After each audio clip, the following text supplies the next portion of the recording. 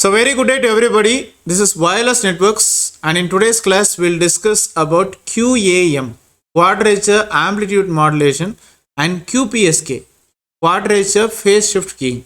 So this actually comes in under digital communication. Okay, so this is especially for you, my dear students and young researchers, and you can reach me at dr.christoananth@gmail.com. So before beginning the session, once again let me thank God for giving me this opportunity to deliver this useful session to share my knowledge among my fellow national, international participants, students and young researchers. So in this class, we'll discuss about QAM, Quadrature Amplitude Modulation. We'll understand the difference between analog QAM and digital QAM. We'll try to implement this QAM, Quadrature Amplitude Modulation, in Wi-Fi. Okay, then what are the advantages and disadvantages of QAM? How you'll deploy QAM in cable TV. So that we'll be discussing about QPSK, Quadrature Phase Shift Keying, Modulator and Demodulator. What is a modal waveform of the Differential Phase Shift Keying, DPSK. Okay. Then about DPSK, Demodulator, Modulator, Demodulator. Then about the M-ary equation, Pulse Amplitude Modulation, PAM, and finally M-ary PSK. Okay, M-ary Phase Shift Keying. Okay, so at regular intervals, I'll be giving you some short videos to discuss the knowledge in our topics. Right. So this is Quadrature Amplitude Modulation, where you try to combine two AM technique, two amplitude modulation signals into a single channel. Okay, so that you will, when you try to combine two signals, the effective bandwidth will be doubled. It will be 2 times. Okay, so the QAM, you can use it with the pulse amplitude modulation, especially in digital systems like the wireless applications. Okay, so QAM modulator is similar like the translator, where you try to translate digital packets into the analog form in order to transfer the data much more seamlessly. Okay, for example, even in the mobile, if you try to translate, okay, Ruski to English translation, or maybe something you speak like this, immediately it is translating and immediately producing result. Whether it is correct or not, nobody knows, but immediately it will producing the output. Okay, right. So QAM, you can use it specifically in higher levels of spectrum usage efficiency, and you can utilize both the amplitude and of course the phase components in order to provide the form of the modulation. Okay, so QAM signal comes with 2 carriers. Okay. So everything will be having same frequency, but phase will be different. Like for example 90 degree or maybe 1/4 of the cycle, which is actually the basis of the quadrature. Okay, so one signal you can call it as the I signal. Okay, I maybe incident or maybe incoming signal, and the other one you can call it as a Q signal, quadrature signal. Okay, so one of the signal can be represented by the sine wave and other one cosine wave. Okay, so the 2 modulated carriers will be combining at the source of the transmission, and at the destination the carriers will try to separate and the data is extracted from each of them. So here the data is actually incorporated into the original modulating information. Okay, so we'll have this amplitude modulation. Okay, it will be like this, very smooth curve. Okay, and frequency modulation corresponding to the waveform, we will be calculating square. Okay, and phase modulation is just the inverse. So this one, and it will be going on. Okay, right. So these are the 3 types of modulation: amplitude modulation, frequency modulation, and phase modulation. So this is with regards to amplitude, this is with regards to frequency. Okay, and this is with regards to phase. The analog transmissions, even like the AM stereo, will be using quadrature amplitude modulation system. So quadrature amplitude modulation will be having several data applications. So it offers highly effective form of modulation, especially for data when if it is used with the mobile phones in taking the Wi-Fi signals. Okay, so QAM, you can use it especially for the high speed data transmission from one end to another, maybe the text or maybe audio or maybe video, whatever maybe multimedia you can go for. So analog QAM also enables carriers to transmit multiple analog signals. For example, QAM, you can use it in the phase alternating line, and of course NTSC, National Television Standard Committee System. Okay, NTSC, that's a standard So for the television communication. Okay. So here different channels will be provided by this QAM that will be enabling the signal to carry the components of color or maybe chroma data. Okay, like for example, saturation, hue, chroma, intensity. The same color, it will be like more intensity, less intensity, different shades will be there. Okay, so that is how you try to bring and reproduce the color. Okay, so the system what you call to be compatible QAM, so that will be used in the AM stereo radio applications as well.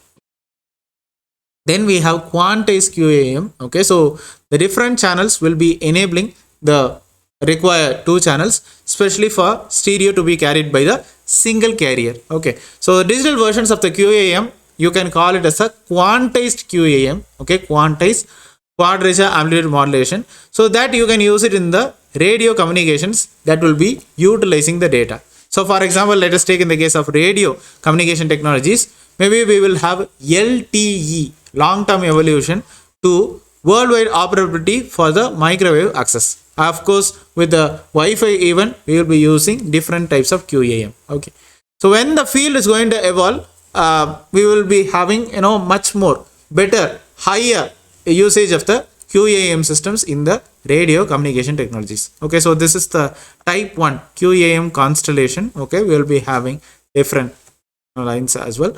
Type 2, it's much more divided as well. We had employment of this QAM in Wi-Fi event. So since the beginning of this Wi-Fi 5, networking devices started using 256 QAM. That's the type. Okay, so when 256 combinations are actually possible for the 8 bits, so it is called as 256 QAM. So 256 combinations are actually possible for 8 number of bits. So when you try to use one time period in order to communicate 10 bits, then you will have 1024. Okay, right, so that much you can use. So the technology, you can use it in the home applications as well, even for improvisation, maybe from Wi-Fi 5 to Wi-Fi 6. Okay, so that it will be better utilizing the bandwidth. Okay, so for high speed gigabit Ethernet connections, you can use this Wi-Fi to Wi-Fi 6. Okay, so here we will be having 4 QAM, 16 QAM, 32 QAM, okay, 64 QAM, so that it will be maximizing the bandwidth utilization. So this is Wi-Fi 5 versus Wi-Fi 6. Okay, so Wi-Fi 5, the standard name is 802.11 AC, and Wi-Fi 6 802.11 AX. Okay, so here we'll be having the support for orthogonal frequency division multiplexing. Okay, single user support. 4 to 8 spatial streams are supported. Frequency band is 5 gigahertz. Okay, maximum data rate is 6.9 gigabytes per second, and the MIMO, multiple input multiple output, is downlink. Okay, multiple user MIMO. Okay, Wi-Fi 6, here we have single user, here we have multi user. Spatial streams 8 is supported. 5 gigahertz, here 2.4 and 5 gigahertz both compatibility. Okay, 6.9, 9.6, exactly opposite. Okay, downlink, here uplink and downlink, multi-user MIMO.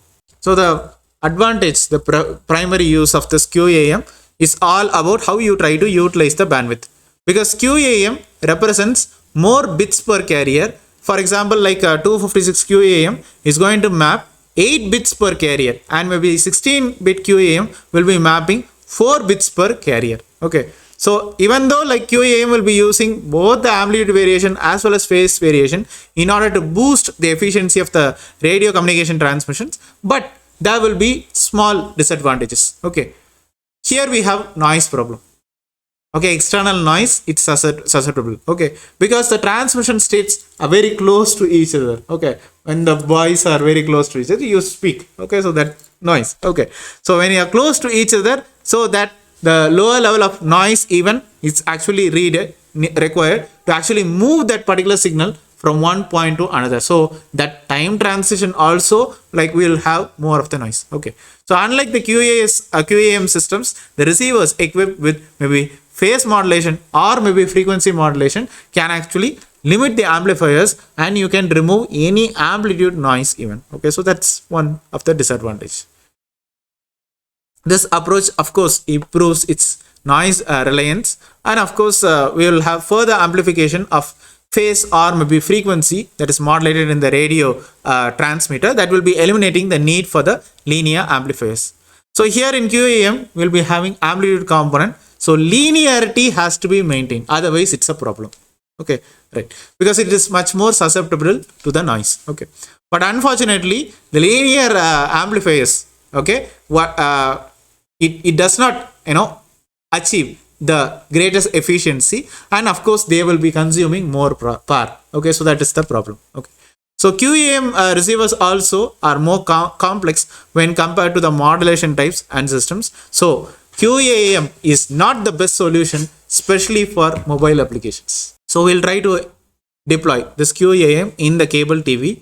Okay, so there we will be using MSOs, okay, multiple system operators, okay, and of course network operators will be using this QAM in order to deliver data, video, and of course voice services. So QAM services will be having like formatting services, especially in the hubs, where the signals are actually processed and of course distributed to all of the cable TV operators. Okay, so once at the subscriber's home, the cable modems, what you use, set-top boxes, okay, STB that you will try to use in your homes, that will be converting the QAM signals back to the original format. Okay, so that's there much more requirement, especially for the QAM channels among the network operators. Maybe like you'll try to enjoy that satellite cable television. One receiver box will be there. You'll be transmitting signals, or maybe like Netflix kind of thing you try to connect. So everything needs QAM channels, and that has been much more popular even. Okay, so this explosion in demand is being driven by the consumers, because consumers want that QAM channels. Okay, especially for HDTV, high definition TV.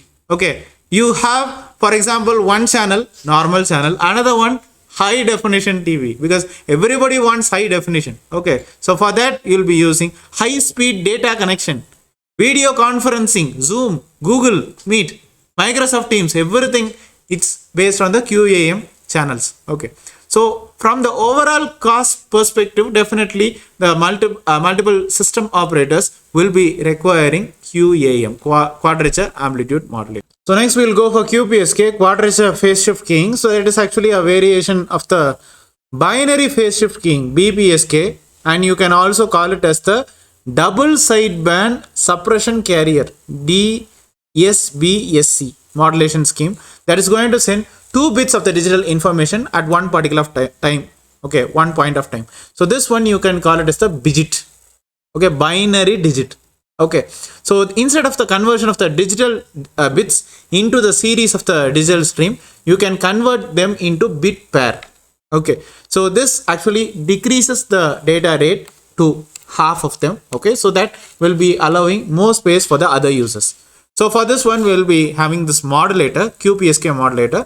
We will be having bit splitter, 2 multipliers with a local oscillator, a 2-bit serial to parallel converter, and summer circuit. Okay, so we'll have the diagram. Okay, so the digital bit will have odd bits and even bits, bit splitter. So that will be going to the phase shift keying 1. Okay, here the odd bits will be going into the 2-bit serial to parallel converter. Okay, so phase shift keying quadrature, this is incident. Okay, so with this one it will be going into the phase shifter. Okay, back and forth. Okay, here we'll be having local oscillator, we'll be having the carrier signal.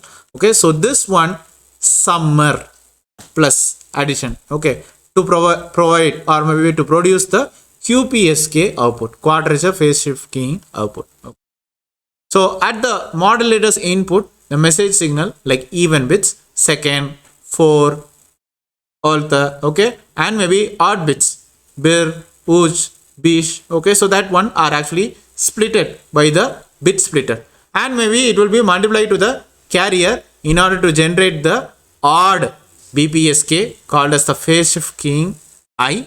Okay, incident or I. Okay, and then even BPSK. Okay, that is phase shift keying quadrature.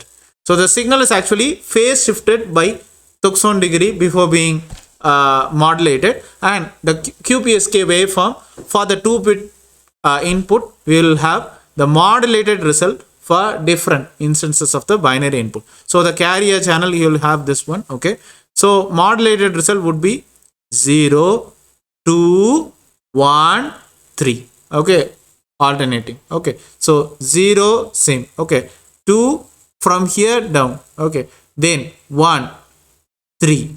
Okay, right. So 0, the binary is 0, 0. 2, the binary is 1, 0. 1, 0, 1. 3, 1, 1. Okay, so this is the 2-bit. Then you have DModulator. So the DModulator will be having two product DModulator circuits with LO, local oscillator, 2 bandpass filter, BPF, 2 integrated circuits, and maybe 2 parallel to serial converter. Okay, so from the QPSK input, from the demodulation circuit, okay, PSKI, PSKQ. Okay, so that will go for the phase change. Local oscillator LO. Okay, so that will be comparing and will be producing the signals. So again, you are going to reconstruct that signal. From that, it will go to the even bits, and this one quadrature, it will go to the odd bits. Okay, so this is actually the 2-bit parallel to serial converter, and from that the data goes, the original data is actually reconstructed. So the two product detectors at the input of the demodulator will be demodulating the two DPSK signals. So here the pair of bits are actually recovered from the original data. So the signals after processing will be sent to the parallel to serial converter. Then we will have DPSK, differential phase shift keying. So in DPSK, the phase of the modulating signal is shifted related to the previous signal element. So here no reference signal is considered. So the signal phase will be following high state or maybe low state of the previous element. So based on the previous only, the next one will act. Okay, and DPSK does not need a reference oscillator. So no reference signal yoke, reference oscillator yoke. So here we'll be having 0. Top means 1. Okay, so from here it starts from here. 0 means it will start from here. Okay, you see that 0 means down. 1 means from 1. Okay, right. So here 0 it starts. See here, see 1. Okay, 0 again down. So that is how it will go. Okay, right. So you can see that if the data bits is low means it will be 0. Then the phase of the signal is not reversed. Okay, so for example here 0 means it goes on like this. 0 means again it goes on like this. Okay, 1 means goes on like this. Again 1 means again it will goes on like this. So it is continuous. So if the data is high, okay, so here if you see 1, it is going on like this. Okay, like this. Again it is reversing. Here 1 means it is reversing, but 0 means no reversing. So here if you see 0, it's there. Okay, like this it goes. Okay, like this it will go. Okay, it will go up to here. Okay, 0 means it is going to continue again. Okay, so again it is going to go like this. 1 means see, it is going like this. Okay, and after that again 1 means it is going to reverse. Okay, so from here again reverse. Whatever we saw, reverse. Okay, so if we'll be having this one invert on the one phase shift. Okay, so that's the form of the differential encoding. So if we observe this waveform, we can say that high state represents M. Okay, low state W. See here if you see W, 1 M, 1 0. W means 0, 1 means M, like that. Okay, right. So DPSK is actually a technique of the binary phase shift keying. As I told you, there's no reference phase signal, no reference oscillator. So here the transmitted signal can be used as the reference signal and will be having the diagram. Okay, so serial data input, it will go to the XNOR gate with a 1-bit delay that is introduced, and that will be going into the balanced modulator. Here the carrier signal is being fed to produce the differential phase shift keying. Okay, So here the DPSK will be encoding two distinct signals, one the carrier signal and the modulating signal, that will be having 180 degree phase shift. So here the serial data input is actually given to the XNOR gate, okay, and the output is again fed to the other input through the 1 bit delay, okay. So as we saw earlier, so here the output of the XNOR gate along with the carrier signal is given to the balance modulator in order to produce the differential phase shift keying modulated signal. Then we have the DModulator, okay. So again reconstructing, okay. So here in DPSK modulator, the phase of the reverse bit is compared with the phase of the previous bit, okay. So that is done in the balance modulator. So we'll have this one DPSK signal that is fed, okay, to the 1 bit delay that is given to balance modulator to the LPF. What is LPF? Low pass filter, okay. Then shaper to shape the signals, again to recover the original binary data, okay.